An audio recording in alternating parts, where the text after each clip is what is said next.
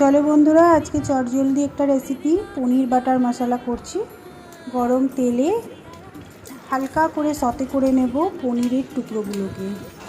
খুব একটা বেশি লাল করব না, পনিরটা হয়ে গেলে পরে তুলে নেব। এবার ওই তেলেই একে একে শুকনো লঙ্কা, গোটা গরম মশলা দিয়ে একটু গরম করে নেব। নিয়ে তার মধ্যে কাজু, পোস্ত আর পেঁয়াজ বাটাটা দিয়ে দেব। দিয়ে কষাতে শুরু করব। একটু টক দই দিয়ে দেব, দিয়ে আবার ওটাকে নাড়তে থাকবো। নাড়া হয়ে গেলে একে একে ওর মধ্যে লঙ্কার গুঁড়ো, হলুদ গুঁড়ো, কিছুটা রসুন বাটা দিয়ে ওটাকে আবারও নাড়াতে থাকবো। পরিমাণ মতো নুন আর চিনি দেবো। একটু গোল্ডেন ব্রাউন হয়ে গেলে ওর মধ্যে এই মশলার বাটির ধোয়া জলটা একটু দিয়ে দেবো। দেওয়া হয়ে গেলে ওর মধ্যে পনিরের টুকরোগুলোকে অ্যাড করবো, করে আবারও ওটাকে নাড়তে থাকবো।